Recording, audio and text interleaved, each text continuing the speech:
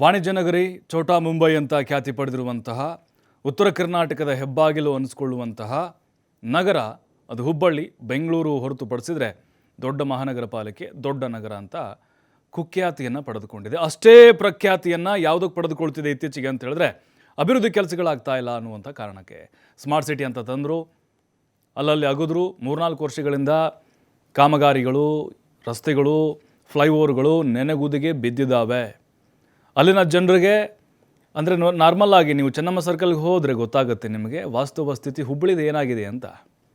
ಸರಿಯಾಗಿ ಓಡಾಡೋಕ್ಕಾಗ್ತಿಲ್ಲ ರಸ್ತೆ ಮೇಲೆ, ಹೆದರುವಂಥ ಪರಿಸ್ಥಿತಿ. ಮಾಸ್ಕ್ ಹಾಕೊಳ್ಳೇಬೇಕು ಅನ್ನುವಂಥ ಒಂದು ಸನ್ನಿವೇಶ ನಿರ್ಮಾಣ ಆಗಿದೆ. ಯಾಕಂತ ಹೇಳಿದ್ರೆ ಧೂಳುಮಯ ಅಭಿಷೇಕ ಆಗ್ತಾ ಇದೆ. ಅದರ ಅನುಭವ ವೈಯಕ್ತಿಕವಾಗಿ ನನಗೂ ಕೂಡ ಆಗಿದೆ. ಆದರೆ ಈಗ ಹುಬ್ಬಳ್ಳಿಯ ಜನರಿಗೆ ಮತ್ತೊಂದು ಸಂಕಷ್ಟ ಶುರುವಾಗಿದೆ. ರೋಗ ರುಜಿನಿಗಳ ಹಾವಳಿ ಶುರುವಾಗ್ತಾ ಇದೆ. ಕಾರಣ ಏನು ಅಂದರೆ ಈ ಕೆಲ ಕಂಪನಿಗಳ ನಿರ್ಲಕ್ಷ್ಯದಿಂದಾಗಿ ಹುಬ್ಬಳ್ಳಿ ಜನರಿಗೆ ವಾಯು ಸಂಕಷ್ಟವನ್ನು ತಂದಿಡ್ತಾ ಇದೆ ಕಂಪನಿ. ಖಾಸಗಿ ಕಂಪನಿಯಿಂದ ಜನರ ಉಸಿರಾಟಕ್ಕೂ ಕೂಡ ತೊಂದರೆ ಆಗ್ತಾ ಇದೆ. ಮೆಡಿಕಲ್ ವೇಸ್ಟ್ ಬರ್ನ್ ಮಾಡುವ ಕಂಪನಿಯಿಂದ ವಾಯು ಮಾಲಿನ್ಯ ಆಗ್ತಾ ಇದೆ. ಕಂಪನಿ ಹೊರಸೂಸುವ ಹೊಗೆಯಿಂದ ಉಸಿರಾಟಕ್ಕೆ ತೊಂದರೆ ಆಗ್ತಿದೆ. ಶ್ವಾಸಕೋಶ ಸಂಬಂಧಿ ಕಾಯಿಲೆಗಳು ಬರ್ತಾ ಇದ್ದಾವೆ. ಹುಬ್ಬಳ್ಳಿಯ ತಾರಿಹಾಳ ಕೈಗಾರಿಕಾ ಪ್ರದೇಶದಲ್ಲಿ ಕಂಪನಿ ಇದೆ. ಅಂದರೆ ಹುಬ್ಬಳ್ಳಿ ತಾರಿಹಾಳ ಅಂತಂದರೆ ಒಂದು ಇಂಡಸ್ಟ್ರಿಯಲ್ ಏರಿಯಾ ಅದು. ವಾಯು ಮಾಲಿನ್ಯದಿಂದ ಬೇಸತ್ತು ಮಾಲಿನ್ಯ ಮಂಡಳಿಗೆ ಗ್ರಾಮಸ್ಥರು ದೂರು ಕೊಟ್ಟಿದ್ದಾರೆ. ದೂರು ಕೊಟ್ಟರು ಕ್ರಮ ತೆಗೆದುಕೊಳ್ಳೋಕೆ ಮಾಲಿನ್ಯ ಮಂಡಳಿ ಹಿಂದೇಟು ಹಾಕ್ತಾ ಇದೆ. ಅಲ್ಲದೆ ವೈದ್ಯಕೀಯ ತ್ಯಾಜ್ಯ ವಿಲೇವಾರಿಯನ್ನು ಸುಡುವ ಮುಂಚೆ ತೊಳಿತಾರೆ. ತೊಳೆಯುವ ನೀರನ್ನು ಕಾಲುವೆ ಮೂಲಕವೇ ಬಿಡುತ್ತಿದ್ದಾರೆ ಅನ್ನುವಂಥ ಆರೋಪ. ಇದರಿಂದಲೂ ಕೂಡ ತಾರಿಹಾಳ ನಿವಾಸಿಗಳು ಮಕ್ಕಳ ಮೇಲೆ ಸಾಕಷ್ಟು ದುಷ್ಪರಿಣಾಮಗಳು ಬೀರ್ತಾ ಇದೆ. ರೋಗಗಳು ಬರ್ತಾ ಇದೆ. ದುರ್ವಾಸನೆ ತಡ್ಕೊಳ್ಳೋಕ್ಕಾಗ್ತಿಲ್ಲ. ಹೀಗಾಗಿ ಬೇಸತ್ತು ಗ್ರಾಮವನ್ನೇ ಬಿಡೋದಕ್ಕೆ ನಿರ್ಧಾರ ಮಾಡಿದ್ದಾರೆ. ವಾಯು ಸಂಕಷ್ಟ ಈಗ ಹುಬ್ಬಳ್ಳಿ ಜನರಿಗೆ. ನೋಡಿ, ಇದು ಹೊಗೆ ಸೂಸ್ತಾ ಇದೆ ಅಲ್ವಾ, ಇದು ವೇಸ್ಟ್ ಮೆಡಿಕಲ್ ಬರ್ನ್ ಸುಡ್ತಾ ಇದ್ದಾರೆ. ಈಗ ವೇಸ್ಟ್ ತ್ಯಾಜ್ಯ ಇರುತ್ತಲ್ವಾ ಆಸ್ಪತ್ರೆಗಳಲ್ಲಿ, ಅದನ್ನು ತಂದು ಸುಡುವಂಥ ಒಂದು ಕಂಪನಿ ಇದು. ಏನು ಮಾಡ್ತಾ ಇದ್ದಾರೆ ನೋಡಿ, ಅದು ನಿರಂತರವಾಗಿ ಹೋಗ್ತಾನೆ ಇದೆ. ಅದಕ್ಕೇನಾದರೂ ಒಂದು ಚಿಮ್ನಿ ವ್ಯವಸ್ಥೆನೋ ಅಥವಾ ಮೇಲ್ಮಟ್ಟಕ್ಕಿನ್ನೋ ಪೈಪನ್ನು ಏರಿಸುವಂಥದ್ದು. ಇದೇನಾಗ್ತಾ ಇದೆ, ಗಾಳಿಯಲ್ಲಿ ಮಿಶ್ರಣ ಆಗಿ ತಾರಿಹಾಳ ಸುತ್ತಮುತ್ತ ಜನರಿಗೆ ಸಿಕ್ಕಾಪಟ್ಟೆ ಕಾಯಿಲೆಗಳು ಬರ್ತಾ ಇದ್ದಾವೆ. ನೋಡಿ, ಆ ಹೊಗೆ ಹೊರಸೂಸುವಂಥ ಒಂದು ವ್ಯವಸ್ಥೆಯನ್ನು ಮಾಡಿದ್ದಾರೆ ಅವರು. ಮೇಲ್ಮಟ್ಟಕ್ಕೇನೋ ಏರಿಸಿದ್ದಾರೆ. ಅದು ಗಾಳಿಯಲ್ಲಿ ಮಿಶ್ರಣ ಆಗಿ ಜನರು ಉಸಿರಾಟಕ್ಕೆ ತೊಂದರೆ ಆಗ್ತಾ ಇದೆ. ನಾವು ನಾರ್ಮಲಾಗಿ ಗಾಳಿ ಸೇವಿಸ್ತೀವಲ್ವ, ಉಸಿರಾಟ ಮಾಡ್ತಾ ಇರ್ತೀವಿ. ತೆಗೆದುಕೊಳ್ಳುವಾಗ ಅದು ಮಿಕ್ಸ್ ಆಗಿ ಬರ್ತಾ ಇದೆ. ಇವರೇನು ಮಾಡ್ತಾರೆ, ವೈದ್ಯಕೀಯ ತ್ಯಾಜ್ಯ ವಿಲೇವಾರಿಯನ್ನು ಸುಡುವ ಮುಂಚೆ ತೊಳಿತಾರೆ ಇವರು. ಆ ತೊಳೆದಂಥ ನೀರನ್ನು ಅದು ಫಿಲ್ಟರ್ ಆಗಲ್ಲ, ಏನಾಗಲ್ಲ ನೋಡಿ, ಹಾಗೆ ಬಿಡ್ತಾ ಇದ್ದಾರೆ. ನೋಡಿ, ಇದೇ ನೀರು ತ್ಯಾಜ್ಯ ನೀರು, ಮೆಡಿಕಲ್ ವೇಸ್ಟ್. ಏನೇನಾಗಿರುತ್ತೋ ಅಲ್ಲಿ, ಏನೇನೋ ಸಲಕರಣೆಗಳಿರ್ತಾವೋ, ಸಿರಿಂಜ್ಗಳು, ಟ್ಯಾಬ್ಲೆಟ್ಗಳು, ಅದರ ಜೊತೆಗೆ ಸಲಾಯನ್ಗಳು, ಆ ವೈದ್ಯಕೀಯ ಉಪಕರಣಗಳು, ಅವೆಲ್ಲವನ್ನು ತೊಳೆದು ಹಾಗೆ ಬಿಡ್ತಾ ಇದ್ದಾರೆ. ಆ ನೀರು ಎಲ್ಲಿ ಹೋಗ್ತಾ ಇದೆ ಈಗ? ಕಾಲುವೆ ಮೂಲಕ ಹರಿದು ಬರ್ತಾ ಇದೆ, ಗಬ್ಬು ನಾರ್ತಾ ಇದೆ. ಈಗ ನಾರ್ಮಲ್ಲಾಗಿ ನೀವು ಯಾವುದೋ ಒಂದು ಆಸ್ಪತ್ರೆಗೆ ಹೋದರೆ ಅಲ್ಲಿ ಇರೋಕ್ಕಾಗತ್ತಾ ನಿಮಗೆ? ಇರೋಕ್ಕಾಗಲ್ಲ. ಸ್ಮೆಲ್ ತಡ್ಕೊಳ್ಳೋಕ್ಕಾಗಲ್ಲ. ಪೇಷಂಟ್ ಆಗಿಬಿಡ್ತೀವಿ. ಅಂಥದ್ರಲ್ಲಿ ಎಲ್ಲ ಉಳಿದಿದ್ದೆಲ್ಲ ತಂದು ಇಲ್ಲಿ ಸುರಿದು ಅದನ್ನು ತೊಳೆಯುವಂಥ ನೀರು ಅದನ್ನು ಹಾಗೆ ಬಿಡ್ತಾ ಇದ್ದಾರೆ. ಸುತ್ತಮುತ್ತಲು ಹರಿದು ಹೋಗ್ತಾ ಇದೆ ಇದು. ಆಮೇಲೆ ವಿಷಪೂರಿತವಾದಂಥ ಗಾಳಿ ಬರ್ತಾ ಇದೆ, ಮಲಿನಕಾರಕ ಗಾಳಿ ಅದು.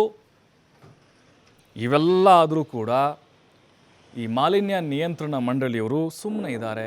ಎಷ್ಟು ಬಾರಿ ಮನವಿ ಕೊಡಬೇಕು? ಖಾಸಗಿ ಕಂಪನಿ ನಡೆಸ್ತಾ ಇದೆ ಇದು ಮೆಡಿಕಲ್ ವೇಸ್ಟ್ ಬರ್ನ್.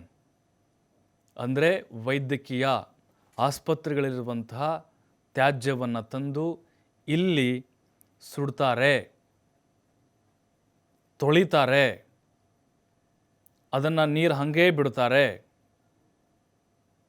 ಹೊಗೆ ಕೂಡ ಗಾಳಿಯಲ್ಲಿ ಮಿಶ್ರಣ ಆಗಿ ರೋಗ ರುಜಿನಗಳಿಗೆ ಕಾರಣ ಆಗ್ತಾ ಇದೆ.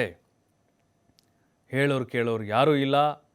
ಈ ಕಂಪನಿಯವರು ಮಾಡಿದ್ದೇ ರೂಲ್ಸು, ಆಡಿದ್ದೇ ಆಟ ಆಗಿಬಿಟ್ಟಿದೆ. ಸ್ಥಳೀಯರೇನಾದರೂ ಕೇಳೋಕ್ಕೆ ಹೋದರೆ ಮತ್ತೆ ಸುಮ್ಮನೆ ಕೇಸ್ ಹಾಕ್ತಾರೆ. ಈಗ ನೋಡಿ, ತಾರಿಹಾಳ ಗ್ರಾಮಸ್ಥರು ಬರೀ ಇಂಥ ಪ್ರಾಬ್ಲಮಿಂದನೇ ಪರದಾಡುವಂಥ ಸ್ಥಿತಿ. ಎಲ್ಲರೂ ಕೃಷಿ ಮಾಡ್ಕೊಂಡು ತಿನ್ನೋರಿದ್ದಾರೆ, ಕೂಲಿ ಕಾರ್ಮಿಕರಿದ್ದಾರೆ, ಅಲ್ಲಿ ಮಕ್ಕಳಿದ್ದಾರೆ, ವೃದ್ಧರಿದ್ದಾರೆ. ಅವ್ರಿಗೆ ಮನೆಯಿಂದ ಆಚೆ ಬರೋಕ್ಕೆ ಆಗ್ತಾ ಇಲ್ಲ. ಹೊರಗಡೆ ಓಡಾಡದಂಥ ಪರಿಸ್ಥಿತಿಯನ್ನು ನಿರ್ಮಾಣ ಮಾಡಿಬಿಟ್ಟಿದ್ದಾರೆ. ಜಿಲ್ಲಾಡಳಿತ ಕೂಡ ಕ್ರಮ ತೆಗೆದುಕೊಳ್ಳೋಕೆ ಮುಂದಾಗಿಲ್ಲ. ಮಾಲಿನ್ಯ ನಿಯಂತ್ರಣ ಮಂಡಳಿ ಇರುವುದು ಯಾಕೆ ಹಾಗಾದರೆ? ಎಲ್ಲೆಲ್ಲಿ ಮಾಲಿನ್ಯ ಆಗುವಂತಹ ಕೆಲಸ ಆಗ್ತಾ ಇದೆಯೋ, ಪರಿಸರ ಮಾಲಿನ್ಯ ಅಥವಾ ವಾಯು ಮಾಲಿನ್ಯ, ಈ ಥರದ ಕ್ರಮಗಳನ್ನು ತೆಗೆದುಕೊಳ್ಬೇಕು. ಆದರೆ ಮುಂದಾಗ್ತಾ ಇಲ್ಲ. ಸ್ಥಳೀಯರೀಗ ಅನಿವಾರ್ಯವಾಗಿ ಹೋರಾಟ ಮಾಡಲೇಬೇಕಾದಂಥ ಪರಿಸ್ಥಿತಿ ನಿರ್ಮಾಣ ಆಗಿದೆ. ಇದು ಜೀವದ ಮೇಲೆ ಪರಿಣಾಮ ಬೀರುತ್ತೆ. ಇದು ಅಷ್ಟು ಏನಪ್ಪ ಇದು ಸ್ಮೆಲ್ಲು ತಡ್ಕೊಳ್ಳೋಕ್ಕಾಗಲ್ಲ, ಗಬ್ಬು ಸ್ಮೆಲ್ಲು ಅಂತಲ್ಲ. ಇದು ವ್ಯತಿರಿಕ್ತವಾದಂಥ ಪರಿಣಾಮವನ್ನು ಮನುಷ್ಯನ ಮೇಲೆ ಬೀರುತ್ತೆ. ಶ್ವಾಸಕೋಶಿ ಸಂಬಂಧಗಳು ಕೂಡ ಕಾಯಿಲೆಗಳು ಉಂಟಾಗುತ್ತೆ, ಹೃದಯಕ್ಕೆ ಸಮಸ್ಯೆ ಉಂಟಾಗುತ್ತೆ, ಅಸ್ತಮಾ ಬರುತ್ತೆ.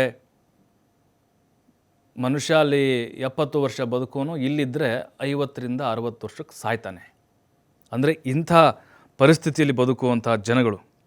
ಹಾಗಾಗಿನೇ ಇದಕ್ಕೆ ಬೇಗ ಮುಕ್ತಿನ ಹಾಡಬೇಕು ಅಂಥೇಳಿ ಕೇಳ್ಕೊಳ್ತಿದ್ದಾರೆ ನಿವಾಸಿಗಳು.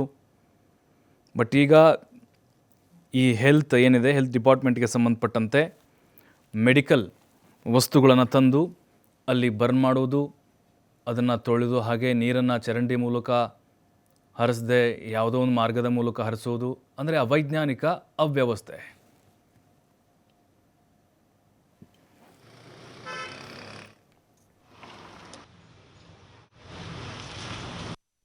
ವೈದ್ಯಕೀಯ ತ್ಯಾಜ್ಯ ವಸ್ತುಗಳ ವಿಲೇವಾರಿ ಮಾಡುವಲ್ಲಿ ಸಲುವಾಗಿ ಇವರು ಕಾರ್ಖಾನೆ ಇಟ್ಟಿದ್ದಾರೆ. ಆ ಕಾರ್ಖಾನೆಯಿಂದ ಅದು ಫೈರ್ ಮಾಡಿದಾಗ ಅದರಿಂದ ಬೇಕಾದಷ್ಟು ಇದು ಏನು ಪೊಲ್ಯೂಷನ್ ಆಗ್ತದೆ, ಎಲ್ಲ ಪೊಲ್ಯೂಷನ್ ಆಗ್ತದೆ ಮತ್ತು ಅವರು ಬಿಡುವಂಥ ನೀರಿಂದನೂ ಕೂಡ ಇಲ್ಲಿ ಎಲ್ಲ ಸಾಕಷ್ಟು ತೊಂದರೆ ಆಗ್ತದೆ.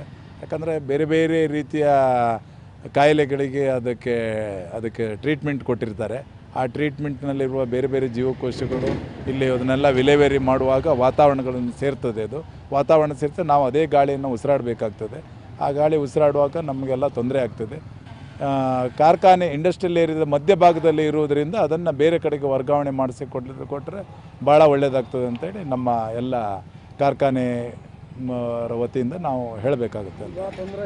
ಭಾಳ ತೊಂದರೆ ಆಗ್ತದೆ. ಈಗ ನೋಡಿ, ಅಲ್ಲಿ ಗೊತ್ತಾಗ್ತಾ ಇದೆ, ಇಲ್ಲಿ ಭಾಳ ತೊಂದರೆ ಆಗ್ತಾಯಿದೆ ಜನರಿಗೆ. ಇದರಿಂದ ಮುಂದೆನೂ ಕೂಡ ತೊಂದರೆ ಆಗ್ಬೋದು, ಉಸಿರಾಟ ತೊಂದರೆ ಆಗ್ಬೋದು. ಸ್ಮೆಲ್ ಯಾವಾಗಲೂ ಇರ್ತದೆ. ಮತ್ತು ಅವರು ಎಲ್ಲ ತೊಳೆದ ನೀರನ್ನೆಲ್ಲ ಹೊರಗಡೆ ಬಿಡ್ತಾರಲ್ಲ, ಹೊರಗಡೆ ನೀರನ್ನು ಇದನ್ನು ಇಲ್ಲಿಂದ ಬೇರೆ ಕಡೆ ವರ್ಗಾವಣೆ ಮಾಡಿ ಮುಂದೆ ಸಿಟಿಯಿಂದ ಹೊರಗಡೆ ಒಂದು ಜಾಗದಲ್ಲಿ ಅದನ್ನು ವರ್ಗಾವಣೆ ಮಾಡಿದರೆ. ವೈದ್ಯಕೀಯ ತ್ಯಾಜ್ಯ ವಸ್ತುಗಳ ವಿಲೇವಾರಿ ಮಾಡುವಲ್ಲಿ ಸಲುವಾಗಿ ಇವರು ಕಾರ್ಖಾನೆ ಇಟ್ಟಿದ್ದಾರೆ. ಆ ಕಾರ್ಖಾನೆಯಿಂದ ಅದು ಫೈರ್ ಮಾಡಿದಾಗ ಈಗ ನೋಡ್ರಿ, ಈಗ ಅವ್ರು ಬಿಡ್ತಕ್ಕಂಥ ನೀರು ಏನೈತಲ್ಲಿದೆ, ಇದನ್ನು ಭಾಳ ಸಮಸ್ಯೆ ಇದೆ. ನಾವು 3 ಲಕ್ಷ ರೂಪಾಯಿ ಭೇಟಿಯಾಗಿ ಬಂದೆವು ನಾವು ಆಫೀಸಿಗೆ. ನೋಡ್ರಿ, ಅದ್ರ ಏನಾದ್ರು ವ್ಯವಸ್ಥೆ ಮಾಡ್ರಿ ಅಂದ್ರೆ ಅದಕ್ಕೂ ಅವರು ಮಾಡ್ತೇವೆ ಅನ್ಕೊಂತ ಬಂದು ಇಲ್ಲಿ ಮಟ್ಟ ಬಂದಿದ್ರು. ಆದರೆ ಕಂಪ್ನಿ ಲೇಬರ್ ಕೆಲಸ ಮಾಡ್ತಾಯಿಲ್ಲ. 2 ದಿವಸ ಬಂದು ಮಾಡ್ತಾರೆ. ಆಮೇಲೆ ನಾವು ಅಲ್ರಿ ಇಲ್ಲಿ ಸ್ಮೆಲ್ ಭಾಳ ಆಗತ್ತೈತಿ.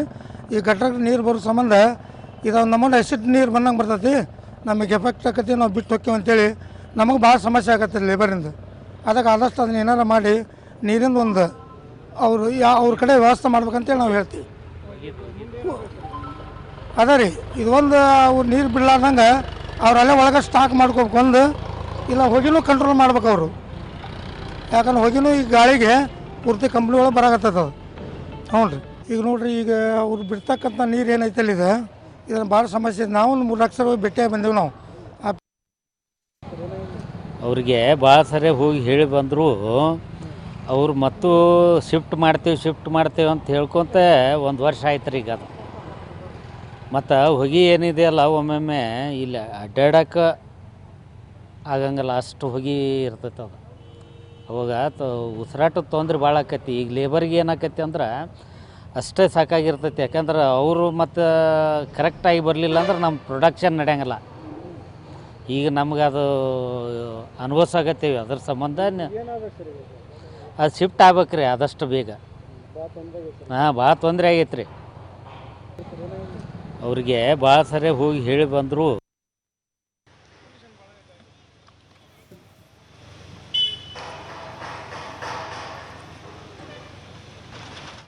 ಇನ್ನು ಇದೇ ವಿಚಾರಕ್ಕೆ ಸಂಬಂಧಪಟ್ಟಂತೆ ಮಾತನಾಡಲಿಕ್ಕೆ ಸ್ಥಳೀಯರಿದ್ದಾರೆ. ಆನಂದ ವಿರಕ್ತಮಠ ಅವರು. ಆನಂದ್ ಅವರೇ ನಮಸ್ಕಾರ. ನಮಸ್ಕಾರ ಸರ್. ಈಗ ತಾರಿಹಾಳ ಅಂತಂದರೆ ಇಂಡಸ್ಟ್ರಿಯಲ್ ಏರಿಯಾ ಸುತ್ತಮುತ್ತಲೂ ಕೂಡ ಸಾಕಷ್ಟು ವರ್ಷಗಳಿಂದ ಕೈಗಾರಿಕೆಗಳು ನಡ್ಕೊಂಡು ಬರ್ತಾ ಇದೆ. ಬಟ್ ಈ ಒಂದು ವೈದ್ಯಕೀಯ ತ್ಯಾಜ್ಯ ವಿಲೇವಾರಿ ಘಟಕ ಏನಿದೆ, ಈ ಒಂದು ಕಾರ್ಖಾನೆಯಿಂದ ನಿಮ್ಗೆ ಯಾವ ರೀತಿ ಸಮಸ್ಯೆ ಆಗ್ತಿದೆ ಸರ್? ಒಂದು 2 ವರ್ಷದಿಂದ ಹೀಗಾಗ್ತಿರ್ಬೋದಾ? ಸರ್, ಒಂದು 4 ವರ್ಷದಿಂದ ಐತಿ ಸರ್ ಅದು. ಓಕೆ. ನಾವು ಕಂಪ್ಲೇಂಟ್ ಮಾಡಿದ್ವಿ ಸರ್, ಫ್ಯಾಕ್ಟ್ರಿ ಮಟ್ಟ ಹೋದ್ವಿ, ಅವ್ರು ಕೇಳ್ಕೊಂಡ್ವಿ ಸರ್, ಹಿಂಗಿಂದ ನಮ್ಗೆ ಹೋಗಿ ಪ್ರಾಬ್ಲಮ್ ಬರ್ತೈತಿ, ಇತ್ತಾಗಿದೆ ಸ್ಮೆಲ್ ಬರ್ತೈತಿ, ಓಕೆ, ಸರ್ಕಾರ ಯಾರು ನಿಲ್ತಾ ಇಲ್ಲ. ಆಮೇಲೆ ಅದು ನೀರು ಬಿಡ್ತಾರೆ ಸರ್ ಅವರು, ಹೊಲಸು ನೀರು, ಅದು ಬಂದು ನಮ್ಮಲ್ಲಿ ಬಾಜು ನಿಂದಿರ್ತೈತಿ, ಅದ್ರಲ್ಲಿ ಸ್ಮೆಲ್. ಹಿಂಗಾಗಿ ಭಾಳ ಪ್ರಾಬ್ಲಮ್ ಆಗಿದೆ ಸರ್. ನಾವು ಕೇಳಿದ್ವಿ, ಆದ್ರೆ ಬಂದ್ ಮಾಡ್ತೀನಿ ಅಂತಾರೆ ಅವರು. ಬಟ್ ಇಲ್ಲಿವರೆಗೆ ಆದ್ರೂ ಏನೋ ಬಂದ್ ಮಾಡಕ್ ತಯಾರಿಲ್ಲ ಅವರು. ಅದೇನೋ ವ್ಯವಸ್ಥೆ ಮಾಡ್ತೀವಿ ನೀರಿಗೆ ಅಂತಾರೆ ಸರ್. ಅಲ್ಲ, ಯಾರ ಗಮನಕ್ಕೆ ತಂದಿದ್ರಿ ತಾವು? ಯಾರ ಗಮನಕ್ಕೆ ತಂದಿದ್ರಿ? ಪೊಲ್ಯೂಷನ್ ಗಮನಕ್ಕೆ? ಪೊಲ್ಯೂಷನ್ ಗಮನಕ್ಕಿಲ್ಲ ಸರ್, ಅವರು ಮಾಲಕರ ಗಮನಕ್ಕೆ ತಂದಿದೀವ್ರಿ. ಸ್ವತಃ ಅವ್ರು ಕರ್ಕೊಂಬಂದ್ ತೋರ್ಸೇನ್ರಿ ಸರ್. ನೋಡ್ರಿ, ಈ ನಮ್ಮನೆ ಪ್ರಾಬ್ಲಮ್ ಆಗತ್ತೈತಿ ನಮ್ಗ, ನೀವೇ ನಿಂತ್ ನೋಡ್ರಿ, ಸ್ಮೆಲ್ ಭಾಳ ಆಕತಿ, ಲೇಬರ್ ನಿಂದಿರ್ತಾ ಇಲ್ಲ, ಇಲ್ರಿ ನಮಗ ಆಗುದಿಲ್ಲ ಅಂತ ಹೇಳಿ ಕೆಲಸ ಬಿಟ್ಬಿಟ್ಟು ಹೊಂಟ್ರ, ನಮ್ಮನ್ನ ನೀವೇನಾರಾದ್ರೂ ಮಾಡ್ಕೊಡ್ರಿ ಅಂತ ಹೇಳಿದ್ವಿ ನಾವು. ಆಗ ಅವ್ರು ಕೇಳ್ತಾ ಅವ್ರು ಆಯ್ತು ತೋಡ್ರಿ, ನಾವೇನಾರು ವ್ಯವಸ್ಥೆ ಮಾಡ್ಕೊಂಡ್ರೆ ಮತ್ತೆ ಕಂಟಿನ್ಯೂ ನೀರು ಬಿಡ್ತಾ ಇದ್ದಾರೆ ಸರ್ ಅವರು. ಅದರಿಂದ ಸಮಸ್ಯೆ ಆಗ್ತಾ ಇದೆ ಸರ್. ಅಂದ್ರೆ ವೈಜ್ಞಾನಿಕವಾಗಿ ವಿಲೇವಾರಿ ಆಗ್ತಾ ಇಲ್ಲ ಅಂತ? ಹಾ ಸರ್. ಸರ್, ಈಗ ನಮ್ಮ ತಂತ್ರಜ್ಞಾನ ಎಷ್ಟೋ ಮುಂದುವರೆದಿದೆಯಲ್ಲ ಸರ್, ಬಟ್ ಇವರು ಬೇರೆ ಪರ್ಯಾಯ ವ್ಯವಸ್ಥೆ ಮಾಡ್ಕೋಬೋದಲ್ವಾ ಅವರು? ಏನ್ ಹೇಳಿದ್ರು ಅವರು ಕೇಳ್ತಾ ಇಲ್ಲ ಬಿಡಿ ಸರ್. ಯಾಕಂದ್ರೆ ಹುಗಿ ಏನೈತಲ್ಲ ಸರ್, ಅದು ಹುಗಿ ಎಕ್ದಮ್ ಗಾಳಿ ಬಿಟ್ಟಪ್ಪ ಅಂದ್ರೆ ಈ ಕಡೆನ ಬಂದ್ಬಿಡ್ತಾರೆ. ಒಂದ್ 5-6 ಕಂಪನಿಗೆ ಮಾತ್ರ ನಮ್ಗೆ ಸಮಸ್ಯೆ ರೀ. ಅಲ್ಲಿ ಕಾರ್ಮಿಕರಿಗೆ ತೊಂದರೆ ಆಗ್ತಾ ಇದಾವೆ, ಆರೋಗ್ಯ ಸಮಸ್ಯೆಗಳು. ಕಾರ್ಮಿಕರು ತೊಂದರೆ ಆಕೈತೆ ಸರ್. ಅಲ್ಲ, ಇದ್ರ ಬಗ್ಗೆ ಮೇಲಾಧಿಕಾರಿಗಳ ಗಮನಕ್ಕೆ ಅಥವಾ ಸಚಿವರ ಗಮನಕ್ಕೆ, ಶಾಸಕರ ಗಮನಕ್ಕೆ ಅವ್ರ ಮೂಲಕ ಆದ್ರೂ ಹೇಳಿಸುವಂತ ಪ್ರಯತ್ನಗಳಾಗಿತ್ತಾ? ಮಾಡಿಲ್ಲ ಸರ್ ನಾನು. ಸರ್, ಈಗ TV5 ಗಮನಕ್ಕೆ ಬಂದಿದೆ ಸರ್. ಇದು ಬಹಳಷ್ಟು ಜನರಿಗೆ ಗೊತ್ತಿರಲಿಲ್ಲ ಅಲ್ವಾ? ಹೌದು ಸರ್. TV5 ಗಮನಕ್ಕೆ ಬಂದಿದೆ. ನಮ್ಮ ಪ್ರಯತ್ನ ಕೂಡ ಇರುತ್ತೆ ಸರ್. ಈಗ ಮಾಡ್ರಿ ಸರ್, ಮಾಡ್ರಿ. ಖಂಡಿತ. ನಿಮ್ಮಿಂದ ಸ್ವಲ್ಪ ನಮ್ಗೆ ಒಳ್ಳೇದಾಗಲಿ. ಹೌದು ಸರ್. ಈಗ ಕೆಲವೊಂದಿಷ್ಟು ನಿಯಮಗಳಿರ್ತವೆ ಸರ್. ತ್ಯಾಜ್ಯ ವಿಲೇವಾರಿ ಘಟಕ ಅಥವಾ ವೈದ್ಯಕೀಯ ವಿಲೇವಾರಿ ಘಟಕ ಅಂತ ಹೇಳಿದ್ರೆ ಅಲ್ವಾ ಸರ್? ಜನ ವಸತಿ ಇರಬಾರ್ದು, ಅಲ್ಲಿ ಸ್ವಲ್ಪ ದೂರ ಇರಬೇಕು, ಸಿಟಿ ಬಿಟ್ಟು ಅಲ್ವಾ? ಹೌದು ಸರ್, ಹೌದು. ಅಂದ್ರೆ ಈಗ ಆ ಹೊಗೆಯಿಂದ ಏನೆಲ್ಲ ಸಮಸ್ಯೆ ಸರ್? ಉಸಿರಾಟ ಸಮಸ್ಯೆ ಆಗ್ತಾ ಇದೆಯಾ ಅಲ್ಲಿ? ಹೌದು. ಯಾಕಂದ್ರೆ ಈ ಮುಂಜಾನೆ ನೋಡ್ರಿ, ವಾಕಿಂಗ್ ಬರೋ ಸತೆ ಬರ್ತಾ ಇಲ್ಲ. ಅದಕ್ಕೆ ಹೆಸರಿ ಮತ್ತೆ ಬೇರೆ ಕಡೆ ವಾಕಿಂಗ್ ಹೋಗ್ತಾರೆ. ಈ ಸಮಸ್ಯೆ ಜನರಿಗೆ ಸರ್ ಅದು. ಹ್ಞೂ. ಅಂದ್ರೆ ಹಾಸ್ಪಿಟ್ಲು, ನರ್ಸಿಂಗ್ ಹೋಮು ಇದೆಲ್ಲ ತಂದು ಅಲ್ಲೇ ಬಿಸಾಡಿ ಅಲ್ಲೇ ಇದು ಮಾಡ್ತಾರೆ. ಹೌದು ಸರ್, ಅಲ್ಲೇ ಮಾಡ್ತಾರೆ ಸರ್. ಆಮೇಲೆ ಈ ತ್ಯಾಜ್ಯ ನೀರು ಇದೆ ಅಲ್ವಾ ಸರ್, ಅದು ಎಲ್ಲ ಕಡೆ ಸ್ಪ್ರೆಡ್ ಆಗ್ತಿದೆಯಾ ಅದು? ಹೌದು ಸರ್, ಅದು ಮುಂದೆ ಹೋಗತ್ತೆ, ಕಂಟಿನ್ಯೂ ಒಂದು ಕೆರೆ ಐತೆ ಸರ್, ಆ ಕೆರೆಗೆ ಹೋಗತ್ತೆ ಅಂತದ್ದು. ಬಟ್ ಈ ನಮ್ಮಲ್ಲಿ ಡ್ರೈನೇಜ್ ಐತೆ ಸರ್ ಬಾಜು, ನಮ್ಮ ಫ್ಯಾಕ್ಟ್ರಿ ಬಾಜು ಡ್ರೈನೇಜ್ ಐತಿ. ಆ ಡ್ರೈನೇಜ್ ಬಂದು ನಿಂತು ಬಿಡೋದು ಸರ್. ಅದು ನಿಂತ ತಕ್ಷಣ ಸ್ಮೆಲ್ ಎಲ್ಲ ಚಲೋ ಆಕತ್ರಿ. ಒಂದು ಟೈಪ್ ಅಸಿಡ್ ವಾಸನೆ ಏನ್ ಬರ್ತದಲ್ಲ ಸರ್, ಆ ಅಸಿಡ್ ವಾಸನೆ ಬಂದಂಗೆ ಬರ್ತದ್ರಿ ಅದು. ಸಮಸ್ಯೆ ಸರ್. ಎಸ್, ಓಕೆ, ನಮ್ಮಿಂದ ಪ್ರಯತ್ನ ಇರುತ್ತೆ. ಥ್ಯಾಂಕ್ ಯು ಸರ್ ಮಾತಾಡಿದ್ದಕ್ಕೆ. ಹೋರಾಟಗಾರರಿದ್ದಾರೆ ಜಗದೀಶ್ ಪಾಟೀಲ್ ಅವರು ಮಾತಾಡೋಕ್ಕೆ. ಪಾಟೀಲ್ ನಮಸ್ಕಾರ. ನಮಸ್ಕಾರ ಸರ್. ಈಗ ಮೆಡಿಕಲ್ ವೇಸ್ಟ್ ಬರ್ನು ಅಲ್ಲಲ್ಲ, ಆರಂಭದಲ್ಲೇ ಯಾಕೆ ಪ್ರಶ್ನೆ ಮಾಡಲಿಲ್ಲ ಅಂತ ಹೇಳಿ? ಏನ್ ಸರ್? ಆರಂಭದಲ್ಲೇ ಈ ಕಂಪನಿ ಬರೋದಕ್ಕಿಂತ ಮುಂಚೆನೆ ಯಾಕೆ ಪ್ರಶ್ನೆ ಮಾಡಲಿಲ್ಲ, ಇಲ್ಲಿ ಬೇಡ ಅಂತ ಯಾಕೆ ತಡಿಲಿಲ್ಲ ಅನ್ನೋದು ನನ್ನ ಪ್ರಶ್ನೆ ಸರ್. ಹಂಗಾಗಿಲ್ಲ ಸರ್. ಇವಾಗ ಏನಿದೆ ಅಂದ್ರೆ, ಮೊದ್ಲಕ್ಕೆ ಸ್ವಲ್ಪ ಪ್ರಮಾಣದಾಗ ಅವ್ರು ಸುಡ್ತಿದ್ರು. ಓಕೆ. ಈಗ ಅವ್ರಿಗೆ ಏನಾಗಿದೆ ಅಂದ್ರೆ, ರಾಜಕೀಯ ಕೈವಾಡಿದೆ ಸರ್. ಅದ್ರ ಹಿಂದೆ ದೊಡ್ಡ ಲೀಡರ್ಸ್ ಕೈವಾಡಿದೆ. ಓಕೆ. ನಂತರ ಅವರು ಏನಿದೆ ಸರ್, ಆಮ್ಯಾಗ ಪೊಲ್ಯೂಷನ್ ಕಂಟ್ರೋಲ್ ದಲ್ಲಿ ನಾವು ಡೈರೆಕ್ಟ್ ಕಂಪ್ಲೇಂಟ್ ಕೊಟ್ಟು ಆಮ್ಯಾಗ ವಾಟ್ಸಪ್ ನಾವು ಫೋಟೋ ಕಳಿಸಿದ್ರು, ಅವರು ಉಡಾಪೆ ಉತ್ತರ ಕೊಡತ್ತಾರ ಸರ್ ಜಗದೀಶ್ ಅಂತ. ಮಾಡ್ತೀವಿ ಅಂತಾರ ಸರ್? ಮಾಡ್ತೀವಿ ಅಂತಾರ? ಇಲ್ಲ ಸರ್, ಅವ್ರ ಏನಂತಾರ ಸರ್, ಇಂಡಸ್ಟ್ರಿಲ್ ಹೋಗ ಪರ್ಮಿಷನ್ ಇದೆ ಅಂತ ಹೇಳ್ತಾರ ಸರ್ ಅವ್ರು. ಆಮ್ಯಾಗ ಅವರು ಮತ್ತೆ ಇದ್ರೊಳಗೆ ಶಾಮೀಲ್ ಆಗ್ಯಾರ ಸರ್ ಅವ್ರು. ಹೌದು ಹೌದು ಹೌದು. ಉಡಾಪೆ ಉತ್ತರನ ಕೊಡ್ತಾರ ಸರ್ ಅವ್ರು ನಮಗೆ. ಆಮೇಲೆ ಇಲ್ಲಿ ನೀವು ಹೇಳ್ದಾಗೆ ಪ್ರಭಾವಿಗಳು ಮಧ್ಯ ಪ್ರವೇಶ ಮಾಡಿದ್ದಾರೆ ಅಂತ. ಹೌದೌದು ಸರ್, ಹೌದೌದು. ಅವ್ರಿಗೆ ಮತ್ತೆ ಅದಷ್ಟು ಇರ್ಲಾರ್ದೆ ಇದಾಗಲ್ಲ ಸರ್ ಅದು. ಹೌದು ಹೌದು. ಅವ್ರು ಓಪನ್ ಈಗ ಅವರು ಸುಡುದು ಈಗ ಮಧ್ಯಾಹ್ನ ನಂತರ ಸುಡ್ತಾರಲ್ಲ ಸರ, ಅವಾಗ ಅದು ವಿಷ ಬೂದಿ ಇದ್ದಂಗ ಸರ್ ಅದು ವಿಷ. ಆಮ್ಯಾಗ ಏನಾಗಿದೆ ಸರ್, ಸಾರ್ವಜನಿಕವಾಗಿ ತೊಂದರೆನಾಗಿದೆ. ನಮ್ ಲೇಬರ್ಸ್ ಅಂತರೂ ಯಾರು ನಿಲ್ವಲ್ರು ಸರ್ ಅವರು. ಯಾಕಂದ್ರೆ ಅವ್ರಿಗೆ ಕಾಯಿಲೆ ಬರುವುದ್ರಿಂತ ಮತ್ತೆ ನಾವು ದುಡ್ಡು ಕೊಡುದು, ಅವ್ರಿಗೆ ಕಾಯಿಲೆ ಇದ್ ಮಾಡುದು ಆಗಿದೆ ಸರ್ ಅದು. ಹೌದು. ದಯವಿಟ್ಟು ಇದೇನಿದೆ ಅಲ್ಲ ಸ್ವಲ್ಪ ತಾವು ಇದ್ನ ಮಾಡಬೇಕೆ ಸರ್. ಅದು ನಮ್ಮ TV5 ಮುಖಾಂತರ ಎಲ್ಲಾ ಇವ್ ರಾಜಕೀಯ ಮಂದಿಗೆ ಆಗ್ಲಿ, ಆಮ್ಯಾಗ ಇವರು ಅಧಿಕಾರಿಗಳಿಗೆ ತಕ್ಕ ಪಾಠ ಕಲಿಸ್ಬೇಕು ಸರ್ ತಾವು. ಸರ್ ಖಂಡಿತ ನಮ್ಮ ಗಮನಕ್ಕೆ ಬಂದಿದೆ ಈಗ. ಸರ್ ಇವ್ರಿಗೆ ಅನುಭವ ಆಗಲಿ ಸರ್, ಅವ್ರು ಬರಲಿ ನೋಡೋಣ. ಒಂದು 2-3 ದಿನ ಅಥವಾ ಒಂದಿನನೇ ಆ ಕಡೆ ಸುತ್ತಮುತ್ತ ಇರಲಿ, ನೋಡೋಣ, ಗೊತ್ತಾಗುತ್ತೆ ಅವ್ರಿಗೆ, ಗೊತ್ತಾಗ್ಲಿ. ಇಲ್ಲ, ದಯವಿಟ್ಟು ಏನಿದೆ ಸರ್, ಮಧ್ಯಾಹ್ನ ನಂತರ ಏನಿದೆ ಅಲ್ಲ, ಸಾರ್ವಜನಿಕವಾಗಿ ನಾವು ಮೂಗು ಮುಚ್ಕೊಂಡು ಅಡ್ಡಾಡೋದಾಗಿದೆ ಸರ್ ಅದು. ಅಲ್ಲ ಈಗ ದವಾಖಾನಿದು ವೇಸ್ಟ್ ಅಂದ್ರೆ ಏನಿದೆ ಸರ್, ಎಲ್ಲಾ ರೀತಿನೂ ತೊಗೊಂಬಂದು ಇದ್ ಮಾಡ್ತಾರ ಸರ್ ಅವ್ರು. ಹೌದು ಸರ್, ಅದು ರಾಸಾಯನಿಕ ಕೆಮಿಕಲ್ ಮಿಕ್ಸ್ ಇರುತ್ತೆ. ಸಿರಿಂಜು ಇವೆಲ್ಲ, PPE ಕಿಟ್ಟು, ಬೆಡ್, ಪೇಷಂಟ್ಗಳದ್ದು ಎಲ್ಲ ಸಲಕರಣೆಗಳು ಅಂತಂದ್ರೆ. ಹೌದು ಸರ್, ಅದ ನೋಡಿದ್ರ ಸರ್ ಅವರು ಬಹಳ ಪ್ರಭಾವಿ ಇದಾದ ಬಿಡ್ರಿ ಸರ್ ಅವ್ರು.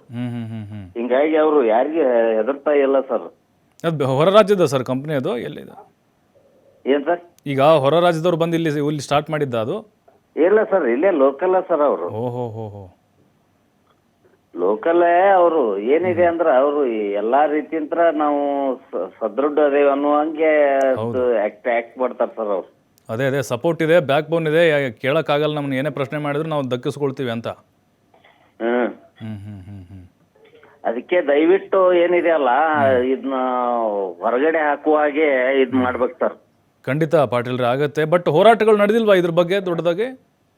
ಸರ್ ಈಗ ಲೆಟರ್ ಕೊಟ್ಟಿದೆ ಅಲ್ಲ ಸರ್, ಲೆಟರ್ ಕೊಟ್ಟಿರೋದ್ರ ಅವರು ಏನ್ ಅದಕ್ಕೆ ಪಾಟೀಲ್ರೆ ಹಾಗೆ ಇರಿ, ಲೈನ್ ಮೇಲೆ ಇರಿ, ನೀವು ಲೈನ್ ಮೇಲೆ ಇರಿ. ಇದ್ರ ಬಗ್ಗೆ ಮಾತಾಡ್ಲಿಕ್ಕೆ ಕರ್ನಾಟಕ ರಾಜ್ಯ ಮಾಲಿನ್ಯ ನಿಯಂತ್ರಣ ಮಂಡಳಿ ಅಧಿಕಾರಿ ಇದ್ದಾರೆ, ಜಗದೀಶ್ ಅವರು. ಸರ್ ನಮಸ್ಕಾರ. ನಮಸ್ತೆ ಸರ್. ಸರ್, ಈ ತಾರಿಹಾಳದ ಮೆಡಿಕಲ್ ವೇಸ್ಟ್ ಬರ್ನ್ ಕಂಪನಿ ಇದೆಯಲ್ವಾ, ನಿರಂತರವಾಗಿ ವೇಸ್ಟ್ ನೀರು ಹರಿದು ಹೋಗ್ತಾ ಇದೆ, ಹೊಗೆ ಬರ್ತಾ ಇದೆ, ವೈಜ್ಞಾನಿಕವಾಗಿ ಅಲ್ಲಿ ಆಗಿಲ್ಲ, ಜನರಿಗೆ ತೊಂದರೆ ಆಗ್ತಾ ಇದೆ, ತಮ್ಮ ಗಮನಕ್ಕೆ ಬಂದರೂ ಕೂಡ ತಾವು ಕಿವಿಗೆ ಹಾಕೊಳ್ತಿಲ್ಲ ಅಂತೆ ಸರ್? ಇಲ್ಲ ಸರ್, ಆ ತರ ಏನಿಲ್ಲ. ಈಗ ಹಿಂದೆನೆ ನಾನು ಇಲ್ಲಿ ಫೆಬ್ರವರಿ 23ರಿಂದ ವರ್ಕ್ ಮಾಡ್ತಿದ್ದೀನಿ. ಕಂಪ್ಲೇಂಟ್ ಬಂದಾಗೆಲ್ಲ ಇನ್ಸ್ಪೆಕ್ಷನ್ ಮಾಡಿ ಅವ್ರಿಗೆಲ್ಲ ನೋಟಿಸಸ್ ಕೊಟ್ಟು ಅವ್ರ ಏನು ಏರ್ ಪೊಲ್ಯೂಷನ್ ಕಂಟ್ರೋಲ್ ಇಕ್ವಿಪ್ಮೆಂಟ್ ಹಾಕ್ಬೇಕಾಗಿತ್ತು. ಆಮೇಲೆ ಕಂಟಿನ್ಯೂಸ್ ಇದ್ರ ಟ್ಯಾಕ್ ಮಾನಿಟರಿಂಗ್ ರಿಪೋರ್ಟ್ ಇರುತ್ತೆ. ಆ central pollution control board direction ಪ್ರಕಾರ ಏನು ಅವರು ಕಂಟಿನ್ಯೂಸ್ ಮಾನಿಟರಿಂಗ್ ಇದು ಮಾಡ್ಬೇಕಾಗತ್ತೆ, ಅದನ್ನು ಹಾಕೊಂಡಿದ್ದಾರೆ. ಸೊ ಅದು ಇದ್ರೂ ಸಹಿತ ಇನ್ನು ಬರ್ತಾ ಇದೆ ಅಂತ ಹೇಳ್ತಾರೆ. ಅಂದ್ರೆ ಅವರು ಇನಿಷಿಯಲ್ ಸ್ಟೇಜ್ ಅಲ್ಲಿ ಬರ್ನ್ ಮಾಡ್ಬೇಕಾದ್ರೆ ಬ್ಲ್ಯಾಕ್ ಹೊಗೆ ಬರುತ್ತೆ ಸರ್. ಈಗ ಅಲ್ಲ ಹೌದು, ಬಟ್ ಸಮಸ್ಯೆ ಆಗ್ತಿದೆಯಲ್ಲ ಸರ್, ಸಮಸ್ಯೆ ಆಗ್ತಿರೋದಕ್ಕೆ ನಮ್ಗೆ ಹೇಳಿದ್ರು, ನಾವು ನಿಮ್ಮ ಗಮನಕ್ಕೆ ತರ್ತಾ ಇದೀವಿ ಸರ್. ಸಮಸ್ಯೆ ಈ ವಾಸ್ತವ, ನೀವು ಹೋದ್ರೂ ಕೂಡ ಈಗ ಸಮಸ್ಯೆ ಇದೆ ಸರ್ ಅಲ್ಲಿ.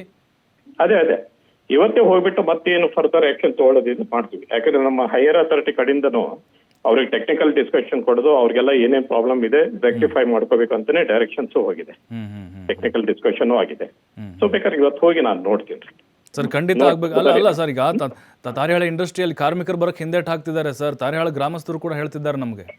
ಇಲ್ಲ ನಮಗೂ ಅವ್ರು ಕಂಪ್ಲೇಂಟ್ ಇದು ಮಾಡಿದ್ರು, ಅದಕ್ಕೆ ಹೋಗಿ ನೋಡಿ ಅದನ್ನ ರೆಕ್ಟಿಫೈ ಮಾಡ್ತೀವಿ. ಅಲ್ಲ ಸರ್, ನಾರ್ಮಲ್ ಆಗಿರುವಂತಹ ತ್ಯಾಜ್ಯದ ನಮಗೆ ತಡ್ಕೊಳ್ಳೋಕ್ಕಾಗಲ್ಲ, ಅದರಲ್ಲೂ ಈ ಕೆಮಿಕಲ್ ಯುಕ್ತ ಸರ್, ನಿಮ್ಗೆ ಗೊತ್ತಿರುತ್ತಲ್ಲ ಸರ್ ಮೆಡಿಕಲ್ ಹೇಗಿರುತ್ತೆ ಅಂತ ಅಲ್ಲಿ. ಇಲ್ಲ biomedical waste common biomedical waste treatment facility ಸುಮಾರು 20 ವರ್ಷದಿಂದ ಇದ್ದಾರೆ, ಅದು ತಾರಿಹಾಳದಲ್ಲೇ ಇದ್ದಾರೆ. ಪ್ರಾಬ್ಲಮ್ ಉಂಟಾಗಿರ್ಬೋದು, ಅದನ್ನ ಹೋಗಿ ನೋಡಿ ರೆಕ್ಟಿಫೈ ಮಾಡಿ. ಆಮೇಲೆ ಸರ್, ಅದು ವೇಸ್ಟ್ ನೀರಿದೆಲ್ಲ ಸರ್, ಅದು ಕೆರೆ ಸೇರ್ತಾ ಇದೆ ಅಂತೆ ಸರ್. ಇಲ್ಲ, ಆ ತರದ್ದು ಏನೋ ಗಮನಕ್ಕೆ ಬಂದಿಲ್ಲ, ನೋಡ್ತೀನಿ ನಾನು. ಹಾಗೇರಿ ಸರ್. ಪಾಟೀಲ್ರೆ ಸರ್, ನಾನು ಇವ್ರಿಗೆ ಕಂಪ್ಲೇಂಟ್ ಕೊಟ್ಟೆ, ಫೋನ್ದಲ್ಲಿ ಮಾತಾಡಿದೆ. ನಾನು ಏನಂದೆ, ಲೈವ್ ಆಗಿ ವಿಡಿಯೋ ಕಾಲ್ ಮಾಡ್ತೇನೆ ಅಂದಾಗ ವಿಡಿಯೋ ಪಿಕ್ ಮಾಡಿಲ್ಲ ಸರ್ ಇವರು. ಅವ್ರಿಗೆ ನಾನು ವಾಟ್ಸಪ್ ಅಲ್ಲಿ ವಿಡಿಯೋಸ್ ಹಾಕಿದ್ದೇನೆ, ಇವ್ರು ಯಾವ್ದು ಕ್ರಮ ತಗೋಗತ್ತಿಲ್ಲ ಸರ್. ಇವ್ರು ಸುಮ್ನೆ ಈಗ ನಿಮ್ ಮುಂದೆ ಹೇಳಿದ್ರಿ, ಈಗ ಅದು ಎಲ್ಲಾ ಸುಳ್ಳು ಸರ್. ಇನ್ಸ್ಪೆಕ್ಷನ್ ಇಲ್ಲ ಏನಿಲ್ಲ. ಜಗದೀಶ್ ಸರ್ ಯಾಕೆ ಸರ್ ಹಿಂಗ್ ಮಾಡ್ತೀರಿ ಸರ್? ಇದ್ದವ್ರಿಗೆ ಪ್ರಾಬ್ಲಮ್ ಗೊತ್ತಿದೆ ಸರ್ ಅದು.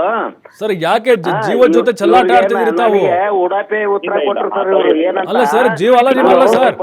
ನೀವು ಬೇಕಾದ್ರೆ ಅಲ್ಲಿ ಒಂದ್ ವಾರ ಇದ್ ಬನ್ನಿ ಸರ್, ನೋಡೋಣ. ಒಂದ್ ವಾರ ಇದ್ ಬನ್ನಿ ಸರ್ ಅವ್ರ ಅಲ್ಲ, ಜೊತೆಗೆ. ನಾವ್ ಬಂದು ಅಂತ ಸುಮ್ನೆ ಇವ್ರು ಏನ್ ಮಾಡ್ತಾರೆ ಅವರು ನೀವು ಇನ್ಸ್ಪೆಕ್ಷನ್ ಡೇಟ್ ಕೊಡಿ, ಟೈಮ್ ಕೊಡಿ, ಅದೇ ಟೈಮಿಗೆ ನಾನು ಬರ್ತೀನಿ, ಇಬ್ರು ಒಳಗಡೆ ಹೋಗಿನೇ ನೋಡೋಣ ಅಂತಾನೆ ಹೇಳಿದ್ದೇನೆ. ಹೌದು ಸರ್, ಹೇಳಲ್ಲ ಸರ್. ಅದು ಕಾರ್ಯರೂಪಕ್ಕೆ ಬರ್ಬೇಕಲ್ಲ ಸರ್, ಕಾರ್ಯರೂಪಕ್ಕೆ ಬರ್ಬೇಕಲ್ಲ. ಸಮಸ್ಯೆ ಆಗ್ತಿಲ್ಲ. ಅವರು ನಿಮ್ಮ ಸಂಬಂಧಪಟ್ಟ ಇಲಾಖೆ ಇದೆ, ಅವ್ರು ಹೇಳ್ತಾ ಇದ್ದಾರೆ ಸರ್. ಅಂದ್ರೆ ಅದೇ ಟೈಮ್ಗೆ ಅವ್ರು ಏನ್ ಹೇಳ್ತಾರೆ, ನೀವು ಬರ್ಬೇಕಾದ್ರೆ ಅವ್ರು ಮತ್ ಬಂದ್ ಮಾಡ್ತಾರೆ, ಆತರ ಎಲ್ಲ ಹೇಳಿದ್ರು. ಫೋನ್ ಮಾಡಿ ಬರ್ತಾರೆ ಸರ್ ಇವ್ರು ಅವ್ರಿಗೆ. ಸರ್ ಈಗ ಮೊದ್ಲು ಅಲ್ಲ ಸರ್, ಅವ್ರಿಗೆ ಫೋನ್ ಮಾಡ್ತಾರ ಏನಂತ, ನೀವು ಚಿಮ್ನಿ ಆರಿಸ್ರಿ, ನಾವು ಬಂದು ನಾವು ಇನ್ಸ್ಪೆಕ್ಷನ್ ಮಾಡ್ತೀವಿ ಅಂತ ಹೇಳ್ತಾರೆ ಇವರು. ಈಗ ನೀವು ಜಗದೀಶ್ ಸರ್ ನೀವು ಅಲ್ಲಲ್ಲ, ನೀವು ಇದು ವಿಡಿಯೋ ಕಾಲ್ ಎದಕ್ ಪಿಕ್ ಮಾಡ್ಲಿಲ್ಲ ಹೇಳಿ. ನಾವೆಲ್ಲ ವಿಡಿಯೋ ಕಾಲ್ ಎಲ್ಲ ಫಿಕ್ಸ್ ಮಾಡಕ್ ಆಗಲ್ಲ. ಇರ್ಲಿ ಓಕೆ ಸರ್. ಈಗ ಪಾಟೀಲ್ರೆ ಈಗ ಓಕೆ ಸರ್, ಅದು video call okay sir. But ಈಗ ಒಂದು ಸ್ಪಂದನೆ ಸರ್, ಸೌಜನ್ಯಯುತವಾಗಿ ಮಾತಾಡುವಂತ ಸ್ಪಂದನೆ ಕೊಡುವಂತಿರುತ್ತಲ್ಲ ಸರ್. ಇಲ್ಲ ಅದನ್ನೇ ಈಗ ಸರ್ ನಾನು ಹೇಳಿದ್ದು ಅವ್ರಿಗೆ ಕೇಳಿ, ಅವರೇ ಡೇಟು ಟೈಮ್ ಕೊಡ್ತೀನಿ ಬನ್ನಿ ಅಂತ ಅಂದ್ರು. ಆಯ್ತು, ಅದೇ ಟೈಮಿಗೆ ಬರ್ತೀನಿ ಅಂತಂದು ಹೇಳಿದೀನಿ. ಅವರು ಸಾಯಂಕಾಲ ಹೊತ್ತು ಇದು ಹೊಗೆ ಜಾಸ್ತಿ ಬರುತ್ತೆ ಅಂದ್ರು. ಆಯ್ತು, ಅದೇ ಹೊತ್ತಿಗೆ ಬರ್ತೀನಿ. ಈಗ ಡೇ ಟೈಮ್ ಬೇಡ ಅಂತ ಆಫೀಸ್ ಅವರ್ಸ್ ಬಿಟ್ಟು ಈವ್ನಿಂಗ್ ಅವರ್ಸ್ ಹೇಳಿದ್ರು ನಾನು ಹೋಗಕ್ ರೆಡಿ ಇದ್ದೀನಿ. ಅವ್ರು ಹೇಳಿದ್ರೆ ಇವತ್ತೇ ಬೇಕಾದ್ರೆ ಹೋಗೋಣ, ಅದಕ್ಕೆ ಅಲ್ಲ ನಿಜ ಸರ್, ಅಲ್ಲಿ ಆಗ್ಬೇಕು ಸರ್. ಸಿಕ್ಕಾಪಟ್ಟೆ ತೊಂದರೆ ಆಗ್ತಾ ಇದೆ ಸರ್. ಪಾಪ ತಗೊಳ್ತೀವ್ರಿ, ಅದು ಮಕ್ಕಳಿಗೆ ಸಿಕ್ಕಾಪಟ್ಟೆ ಕಾಯಿಲೆಗಳು ಬರ್ತಿದೆ, ನಿಮ್ಗೆ ಗೊತ್ತಿದೆಲ್ಲ ಸರ್. ಇಲ್ಲ ಅದ್ರ ಬಗ್ಗೆ ಕ್ರಮ ಏನಿದೆ ಅದನ್ನ ತಗೊಳ್ತೀವಿ ಸರ್. ಏನ್ ಹೇಳ್ಯಾರ ಸರ್, ಈಗ ಒಬ್ಬರು ಈಗ ಇವ್ರಿಗೆ ಲೆಟರ್ ಬರ್ದಾಗ ನಾವು 15 ದಿವಸ ಒಳಗೆ ಇದ್ ಮಾಡ್ತೀವಿ ಅಂತ ಹೇಳಿದ್ರು ಸರ್. ನನಗೆ ಇವ್ರು ಹೇಳ್ತಾರೆ ಇಲ್ಲ, ಅದು ಅವರು ಸೈಡ್ ಕಾಂಪೌಂಡ್ ಕಟ್ರ ಅದು ನಮ್ಗೆ ವಿಷಾನಿಲ ಇದೆ ಅಂತ ನಾವು ಹೇಳಿದ್ರ ಉಡಾಪಿ ಉತ್ತರಾನ ಕೊಡ್ತಾರ ಸರ್ ಇವ್ರು. ಇದು ದಯವಿಟ್ಟು ನೀವು ಏನಾರ ಆಕ್ಷನ್ ತಗೋಬೇಕು ಸರ್ ಇದು, ಯಾಕಂದ್ರೆ ನಿಮ್ಮ ಟೀಮ್ ಮುಖಾಂತರ ಅಲ್ಲ ಜಗದೀಶ್ ಸರ್ ಈಗ ಅವ್ರು ಹೇಳ್ತಾ ಇದಾರೆ ಸರ್, ನೀವು ನಿಮ್ ಗಮನಕ್ಕೆ ಬಂದ್ರು ಕೂಡ ನೀವು ಈ ರೀತಿಯ ನಿರ್ಲಕ್ಷ್ಯ ತೋರಿದ್ದೀರಿ ಅಂತ ಹೇಳಿ. ಇಲ್ಲ ನಿರ್ಲಕ್ಷ್ಯ ಏನ್ ತೋರಿಲ್ಲ ಸರ್. ಅವ್ರಿಗೆ ನಾನು ಈ ಆಫೀಸ್ಗೂ ಇನ್ವೈಟ್ ಮಾಡಿದ್ದೀನಿ. ನಾವು ಇಲ್ಲಿವರೆಗೆ ಏನ್ ಕ್ರಮ ಕೈಗೊಂಡಿದೀವಿ ಅದನ್ನು ತೋರಿಸ್ತೀನಿ. ನಮ್ಮ ಹೈಯರ್ ಅಥಾರಿಟಿಯಿಂದ ಟೆಕ್ನಿಕಲ್ ಡಿಸ್ಕಷನ್ ಮಾಡಿದ್ದು ಹೇಳ್ತೀನಿ. ಯಾಕೆ ಸರ್ ಜಗದೀಶ್ ಸರ್, ನಿಮ್ಗೆ ಯಾಕೆ ಅಲ್ಲಿ ಫ್ರೀ ಆಗಿ ಕೆಲಸ ಮಾಡಕ್ ಆಗ್ತಿಲ್ವಾ? ಯಾರು ಪ್ರಭಾವ ಬೀರ್ತಾ ಇದಾರೆ ಹೇಳಿ ನಮ್ಗೆ? ನಿಮ್ಗೆ ಯಾರು ಅಡೆತಡೆ ಮಾಡ್ತಿದಾರೆ ಹೇಳಿ ಸರ್? ನಾವು ಅವ್ರ ಹೆಸರನ್ನ ಬಹಿರಂಗ ಮಾಡ್ತೀವಿ ಇಲ್ಲಿ, ಇಡೀ ರಾಜ್ಯಕ್ಕೆ ಗೊತ್ತಾಗ್ಲಿ, ಸರ್ಕಾರದ ಗಮನಕ್ಕೆ ಬರ್ಲಿ. ಕೈವಾಡಿ ಇದೆ ಸರ್, ಇದು ಆಫೀಸರ್ಗಳು ಕಂಟ್ರೋಲ್ ಮಾಡ್ತಾರೆ ಸರ್ ಅವರು. ಈಗ ಏನವ್ರು ನೀವು ಇವತ್ತು ಸಾಯಂಕಾಲನೇ ಹೇಳಿದ್ರೆ ನಾನು ಸಾಯಂಕಾಲ ನೀವು ಇದೀರಿ ಅಂದ್ರೆ ನಾನು ಸಾಯಂಕಾಲನೇ ಬರ್ತೀನಿ. ಆಯ್ತಾ? ಓಕೆ ಜಗದೀಶ್ ಸರ್, ಹಾಗೆ ಪಾಟೀಲ್ರೆ ಈಗ ಹೇಳಿದ್ದಾರೆ ಸರ್. ಈಗ ಇವತ್ತು ಇನ್ಸ್ಪೆಕ್ಷನ್ ಬರ್ತೀವಿ ಅಂತ ಹೇಳಿದ್ದಾರೆ. ಓಕೆನಾ ಸರ್? ಓಕೆನಾ? ಈಗ ಆಗೋ ಕೆಲಸ ಆಗಲಿ. ಈಗ ಅವ್ರು ಹೇಳಿದ್ದಾರೆ ಈಗ ಅಲ್ಲಿ ಏನೇನೋ ಕ್ರಮಗಳನ್ನು ತೆಗೆದುಕೊಳ್ಬೇಕು, ಅವ್ರು ಟೆಕ್ನಿಕಲಿ ಒಂದು ಟೀಮ್ ಜೊತೆ ಚರ್ಚೆ ಮಾಡಬೇಕು ಅಂತ ಹೇಳಿದ್ದಾರೆ. ಮುಂದಾಗೋದು ನೋಡೋಣ ಸರ್. ಈಗ ನಾವು ಜಗದೀಶ್ ಸರ್ ಯಾವಾಗ ಹೋಗ್ತೀರಾ ಸರ್? ಹೇಳಿ ಸರ್. ಜಗದೀಶ್ ಸರ್ ಯಾವಾಗ ಹೋಗ್ತೀರಾ ಸರ್? ಈಗ ಯಾವಾಗ ಹೋಗ್ತೀರಾ ಸರ್? ಈಗ ಅವರೇ ಟೈಮ್ ಕೊಡ್ಲಿ ಸರ್. ಇವತ್ತು ಬಾ ಅಂತಂದ್ರೆ ಅವ್ರು ಏನ್ ಮಾಡ್ತಾರೆ ನಮ್ಮ ಮೇಲೆ ಯಾವ ಇಂಡಸ್ಟ್ರಿಗೂ ನಾವೇನು ಹೇಳಿ ಹೋಗ್ಬೇಕು ಅಂತ ಏನಿಲ್ಲ ಸರ್. ಸರ್ಪ್ರೈಸ್ ಇನ್ಸ್ಪೆಕ್ಷನ್ ಮಾಡ್ಬೋದು. ಕರೆಕ್ಟ್. ಸಾಯಂಕಾಲ ಇವರು ನಮಗೆ ಟೈಮ್ ಕೊಟ್ರು ಅಂದ್ರೆ ಸಾಯಂಕಾಲನೇ ಹೋಗ್ತೀನಿ. 6 ಗಂಟೆ ಆದ್ರೆ 6 ಗಂಟೆ, ಎಷ್ಟಕ್ಕೆ ಅವ್ರ ಟೈಮ್ ಹೇಳ್ಬಿಡ್ಲಿ. ಪಾಟೀಲ್ರೆ ಹೇಳ್ತೇನೆ ಸರ್ ನಿಮಗೆ. ಆಯ್ತು. ಅಲ್ಲ ಒಂದ್ ನಿಮಿಷ ಸರ್. ಹಲೋ ಜಗದೀಶ್ ಸರ್, ಈಗ ಆದಷ್ಟು ಬೇಗ ಬಗೆಹರಿಲಿ ಸರ್. ನೀವು ನಾಳೆ ಹೋಗಿ ಇವತ್ತು ಸಂಜೆನೇ ಹೋಗಿ ಒಂದು ವೈಜ್ಞಾನಿಕ ಮಾದರಿಯಲ್ಲಿ ಸರ್, ಒಂದು ವೈಜ್ಞಾನಿಕ ಮಾದರಿಯಲ್ಲಿ ಅನುಕೂಲ ಮಾಡಿಕೊಡಿ sir. Okay, definitely sir. Okay, thank you Jagadish ಅವರೇ. ಪಾಟೀಲ್ರೆ thank you sir. Thank you. ಅಲ್ಲ ಮತ್ತೆ ಫೋನ್ ಮಾಡ್ತೀನಿ ನಿಮಗೆ, ಹೇಳ್ಬೇಕು ನೀವು ಕೆಲಸ ಆದ್ಮೇಲೆ. ಎಸ್ ಸರ್, ನಾನೇ ಮಾಡ್ತೇನೆ sir. Sir thank you sir. Okay ಪಾಟೀಲ್ರೆ, ಥ್ಯಾಂಕ್ ಯು. ನೋಡಿ, ಈಗ ಮುಖಾಮುಖಿ ಇಬ್ಬರು, ಜಗದೀಶ್ ಒಬ್ಬರು ಪರಿಸರ ಮಾಲಿನ್ಯ ನಿಯಂತ್ರಣ ಮಂಡಳಿ ಅಧಿಕಾರಿ, ಇನ್ನೊಬ್ಬರು ಪಾಟೀಲ್ರು, ಸ್ಥಳೀಯರು, ಹೋರಾಟಗಾರರು. ಈ ಹಿಂದೆ ಹಲವು ಬಾರಿ ಹೇಳಿದ್ದಾರೆ, ಆದರೆ ಜಗದೀಶ್ ಅವರು ಕಿವಿಗೆ ಬಿದ್ದರೂ ಕೂಡ ತೆಗೆದುಕೊಂಡಿಲ್ಲ. ಈಗ ಹೇಳಿದ್ದಾರೆ, ನೀವು ಯಾವಾಗ ಟೈಮ್ ಕೊಡ್ತೀರೋ ಹೇಳಿ, ನಾವು ಬರ್ತೀವಿ ಅಂತ. ಈಗ ಈ ಸಮಸ್ಯೆಗೆ ಒಂದು ತಾರ್ಕಿಕ ಅಂತ್ಯ, ಒಂದು ಭರವಸೆ ಸಿಕ್ತು, ನಮಗೆ ವಿಶ್ವಾಸ ಸಿಕ್ತು. ನೀವು ನಾಳೆ ಹೋಗಿ ಇವತ್ತು ಸಂಜೆ ಹೋಗಿ ಆದಷ್ಟು ಬೇಗ ಆ ಸಮಸ್ಯೆನ ಬಗೆಹರಿಸಬೇಕು. ನೀವು ಅಲ್ಲಿ ಏನು ಮಾಲಿನ್ಯ ನಿಯಂತ್ರಣ ನಿಮ್ಮ ವ್ಯಾಪ್ತಿಗೆ ಬರುತ್ತೆ, ಆ ವೈದ್ಯಕೀಯ ಉಪಕರಣಗಳು ಸುಡ್ತಾ ಇದ್ದಾರೆ, ಹೊರಗಡೆ ಬಿಡ್ತಾ ಇದ್ದಾರೆ, ಅದನ್ನು ಬೇರೆ ಕಡೆ ವರ್ಗಾವಣೆ ಆದರೂ ಮಾಡಿ ವೈಜ್ಞಾನಿಕ ಮಾದರಿಯಲ್ಲಿ ಅದಕ್ಕೆ ಚಿಮಣಿ ಆಗಿರ್ಬೋದು, ಇನ್ನೊಂದೇನೋ ವ್ಯವಸ್ಥೆನ ಮಾಡಿ ಆದಷ್ಟು ಬೇಗ ಆ ಜನರು ಈ ಒಂದು ಧೂಳುಮಯ ಏನಿದೆ, ಈ ಜಡ್ಡುಗಟ್ಟಿದ ಒಂದು ಉಸಿರಾಟದ ವ್ಯವಸ್ಥೆಯಿಂದ ಆಚೆ ಬರಬೇಕು. ಇಲ್ಲದೇ ಇದ್ದರೆ ಮುಂದಿನ ದಿನಗಳಲ್ಲಿ ಇದು ದೊಡ್ಡ ಮಟ್ಟಕ್ಕೆ ಹೋರಾಟಕ್ಕೆ ಕಾರಣ ಆಗ್ಬೋದು. ಅದಕ್ಕೆ ನೀವು ಆಸ್ಪದ ಕೊಡಬೇಡಿ. ಜಗದೀಶ್ ಅವರು ಇದನ್ನು ಗಂಭೀರವಾಗಿ ತೆಗೆದುಕೊಳ್ತಾರೆ ಅನ್ನುವಂಥ ವಿಶ್ವಾಸ ನಮಗಿದೆ.